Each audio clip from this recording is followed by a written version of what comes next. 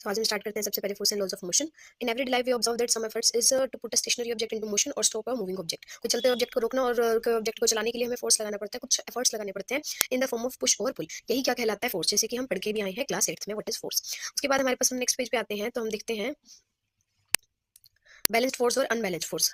Balanced force और unbalanced force में जैसे यहाँ पे आपको बताया गया इन फोर्स पुशिंग फोर्स कि जब एक बॉडी पे दोनों साइड से इक्वल फोर्स लगता है तो बॉडी या तो रेस्ट में रहेगी, या कई बार दोनों साइड से थोड़ा थोड़ा इक्वल फोर्स लगता रहता है, थोड़ा थोड़ा ज्यादा फोर्स लगता रहता है, तो वो बॉडी यूनिफॉर्म मोशन में रहेगी। किसमें रहेगी? यूनिफॉर्म मोशन में। अगर वहीं पे अनबैलेंस फोर्स होता है, जैसे ये यहाँ पे ऑब्जेक्ट रखा हुआ है, अगर दोनों साइड से फोर्स लगाया जा रहा है बट एक साइड से ज्यादा एक साइड से कम है, तो वो बॉडी स्पीड के साथ एक डायरेक्शन में मूव करेगी जहाँ पे फोर्स ज्यादा लग रहा होगा, जहाँ पे फोर्स ज्यादा लग रहा होगा। बैलेंस फोर्स में जब भी किसी बॉडी पे दो फोर्स लगते हैं, अगर अपोजिट डायरेक्शन में लगेंगे तो वो सब्ट्रैक्ट कर दिए जाते हैं, और अगर वो सेम डायरेक्शन में लगते हैं तो वो ऐड कर दिए जाते हैं।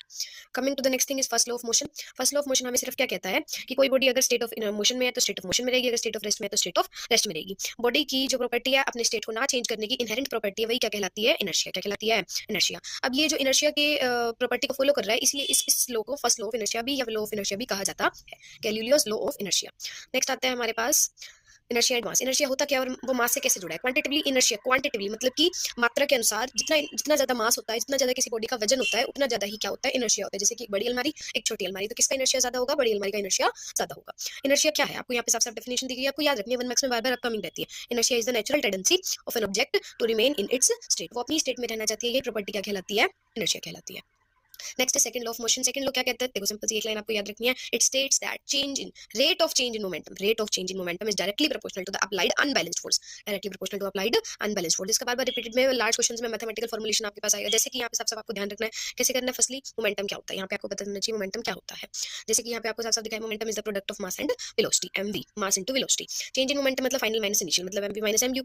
अब एम कॉमन ले लिया, वी माइनस यू अंदर रहेगा। रेट, रेट मतलब डिवाइडेड बाय टाइम, टाइम से डिवाइड करेंगे। सेकंड लॉ के अकॉर्डिंग वो क्या कह रहा है? Directly proportional to force, directly proportional to force. v minus u by t को मैं क्या लिख सकती हूँ? ए, एक्सेलरेशन। तो यहाँ पे फोर्स का फॉर्मूला आ गया के एम ए। के क्या है? कांस्टेंट। के क्या है? कांस्टेंट। और के की वैल्यू क्या होगी? 1। के की वैल्यू क्या होगी? 1। तो यहाँ से हमारे पास फोर्स का फॉर्मूला क्या आ गया? M A. This is all about the mathematical formulation of the second law of motion की यहाँ से हमें फोर्स का फॉर्मूला मिला is equals to M A. Next आता है हमारे पास last thing is third law of motion. Third law of motion सिर्फ इतनी सी बात कहता है कि कोई भी बॉडी अगर किसी ऑब्जेक्ट पर फोर्स लगाती है तो वो बॉडी भी उसी ऑब्जेक्ट पर, फर्स्ट ऑब्जेक्ट पर उतना इक्वल फोर्स लगाती है अपोजिट डायरेक्शन में। Exert a force on another object, आपने क्या लगाया? फोर्स लगाया एक ऑब्जेक्ट पर, तो सेकंड ऑब्जेक्ट भी इंस्टेंटेनियसली फर्स्ट ऑब्जेक्ट पे फोर्स लगाता है उतनी ही अमाउंट में, बट अपोजिट डायरेक्शन में और इक्वल मैग्नीट्यूड में। अपोजिट डायरेक्शन में और इक्वल मैग्नीट्यूड में लगाता है। तो इससे हम समझते हैं कि every action there is equal and opposite reaction. हर एक्शन का इक्वल और अपोजिट रिएक्शन होता है, बट दोनों डिफरेंट बॉडीज पर होते हैं। This was all about your chapter. आप में इसमें कुछ इंपॉर्टेंट क्वेश्चंस भी ध्यान रखने हैं, जैसे कि हमारे पास सेकंड लॉ ऑफ मोशन क्या है, इनर्शिया क्या होता है, और लीव्स, लीव्स को जैसे ये किस पे बेस्ड है? फर्स्ट लॉ ऑफ मोशन पे। लीव्स को जब हम ट्रीज को शेक करते हैं लीव्स नीचे गिर जाती हैं। तो ये कुछ क्वेश्चंस आपको ध्यान रखने हैं। Thank you, your chapter is completed. All the best for your exams.